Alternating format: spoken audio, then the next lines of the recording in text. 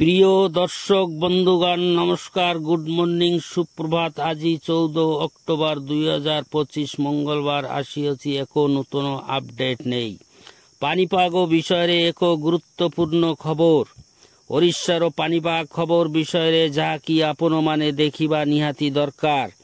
ବିଶେଷ କରି ଅକ୍ଟୋବର ମାସରେ ପାଣିପାଗ ଖବର ଗୁଡ଼ିକ ନିହାତି ଦେଖିବା ଦରକାର ଏବଂ ଶୁଣିବା ଦରକାର।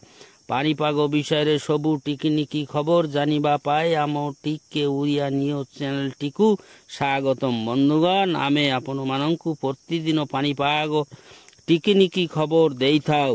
କେବେ ଏବଂ କେତେ ଦିନ ମଧ୍ୟରେ ମୌସୁମୀ ଫେରସ୍ତ ହେବ, ଖରା, ବର୍ଷା, ଶୀତ, ବନ୍ୟା, ବାତ୍ୟା କେବେ କେଉଁ ଜିଲ୍ଲାରେ କେତେ ପରିମାଣରେ ହେବ, ତାହା ସବୁ ସଠିକ୍ ଖବର ଆମେ ଦେଇଥାଉ, ଯେମିତି ଆପଣମାନେ ସମସ୍ତେ ସୁରକ୍ଷିତ ରହିପାରିବେ। ଦର୍ଶକ ବନ୍ଧୁଗଣ, ଆଜି 14 ଅକ୍ଟୋବର 2025 ମଙ୍ଗଳବାର ରାଜ୍ୟରୁ ମୌସୁମୀ ଲେଉଟିବା ଆରମ୍ଭ ହୋଇଅଛି। 7ଟି ଜିଲ୍ଲାରୁ ବିଦାୟ ନେଇଅଛି ମୌସୁମୀ ଏବଂ ଏହି ଜିଲ୍ଲାଗୁଡ଼ିକ ମଧ୍ୟରୁ ରାଜ୍ୟର 17ଟି ଜିଲ୍ଲାରେ ୟେଲୋ ଆଲର୍ଟ ଜାରି ହୋଇଅଛି। ଜିଲ୍ଲାରେ 5ଟି ଜିଲ୍ଲାରେ ମୁଖ୍ୟତଃ ଭାବରେ ପ୍ରବଳ ବର୍ଷା ହେବ ଏବଂ ବିଜୁଳି ଘଡ଼ଘଡ଼ି ସହ ଝଟକା ପବନ ବହିବ। ପବନର ବେଗ ରହିବ 30ରୁ 40 କିଲୋମିଟର ପର ଘଣ୍ଟା। ବର୍ଷାର ପରିମାଣ ରହିବ 7 ସେଣ୍ଟିମିଟରରୁ 11 ସେଣ୍ଟିମିଟର ମଧ୍ୟରେ। ଜିଲ୍ଲାଗୁଡ଼ିକ ହେଲା ମାଲକାନଗିରି, କୋରାପୁଟ, ଗଜପତି, ଗଞ୍ଜାମ ଏବଂ ପୁରୀ ଜିଲ୍ଲାରେ ବର୍ଷା ହେବ। ଆଉ ବାକି ରହିଲା 12ଟି ଜିଲ୍ଲାରେ ହାଲୁକାରୁ ମଧ୍ୟମ ଧରଣର ବର୍ଷା ହେବ। ବିଜୁଳି ଘଡ଼ଘଡ଼ି ସହ ଝଟକା ପବନ ମଧ୍ୟ ବହିବ। ପବନର ବେଗ ରହିବ 30ରୁ 40 କିଲୋମିଟର ପର ଘଣ୍ଟା ଏବଂ ବର୍ଷାର ପରିମାଣ ରହିବ 7 ସେଣ୍ଟିମିଟରରୁ 11 ସେଣ୍ଟିମିଟର ମଧ୍ୟରେ।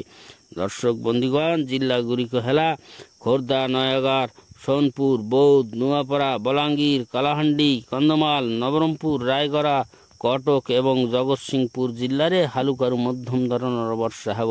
ଦର୍ଶକ ବନ୍ଧୁଗଣ, ଗତକାଲି 13 ଅକ୍ଟୋବର ଓଡ଼ିଶା ରାଜ୍ୟରୁ 7ଟି ଜିଲ୍ଲାରେ ମୌସୁମୀ ବିଦାୟ ନେଇଅଛି ଏବଂ ଆଗାମୀ 16 ତାରିଖ ମଧ୍ୟରୁ ରାଜ୍ୟର ସମସ୍ତ ଜିଲ୍ଲାରୁ ପ୍ରାୟ ମୌସୁମୀ ବିଦାୟ ନେବ ବୋଲି ଅନୁମାନ କରାଯାଉଅଛି। 7ଟି ଜିଲ୍ଲା ହେଲା ବରଗଡ଼, ଦେଓଗଡ଼, ସମ୍ବଲପୁର, ଝାରସୁଗୁଡ଼ା, ସୁନ୍ଦରଗଡ଼, କେନ୍ଦୁଝର ଏବଂ ମୟୂରଭଞ୍ଜ ଜିଲ୍ଲାରୁ ଏହି ବର୍ଷ ପରି ବିଦାୟ ନେଇଅଛି ମୌସୁମୀ। ସବୁ ଜିଲ୍ଲାରେ ସକାଳୁ ସକାଳୁ କୁହୁଡ଼ି ଦେଖିବାକୁ ମିଳୁଅଛି ଏବଂ ଟିକେ ଶୀତର ଅନୁଭବ ମନେ ହେଉଛି, କିନ୍ତୁ କିଛି ଜିଲ୍ଲାରେ 12 ଘଣ୍ଟାରୁ 3ଟା ମଧ୍ୟରେ ଗରମର ଅନୁଭବ ହେଉଅଛି। ଦର୍ଶକ ବନ୍ଧୁଗଣ, ଆଉ ବାକି ରହିଲା 13ଟି ଜିଲ୍ଲାରେ ଗ୍ରୀନ୍ ଜୋନ୍ରେ ରଖାଯାଇଅଛି। ପାଗ ଶୁଖିଲା ରହିବ, ମେଘୁଆ ପାଗ ରହିବ, କିନ୍ତୁ ଅଧିକ ପରିମାଣରେ କୁହୁଡ଼ି ଦେଖିବାକୁ ମିଳୁଅଛି। ଜିଲ୍ଲାଗୁଡ଼ିକ ହେଲା ବରଗଡ଼, ସମ୍ବଲପୁର, ଝାରସୁଗୁଡ଼ା, ସୁନ୍ଦରଗଡ଼, ଦେଓଗଡ଼, ଅନୁଗୁଳ, ଢେଙ୍କାନାଳ, କେନ୍ଦୁଝର, ମୟୂରଭଞ୍ଜ, ବଲାଙ୍ଗୀର, ଭଦ୍ରକ, ଯାଜପୁର ଏବଂ କେନ୍ଦ୍ରାପଡ଼ା। ମୁଖ୍ୟତଃ ଭାବରେ ପାଗ ଶୁଖିଲା ରହିବ।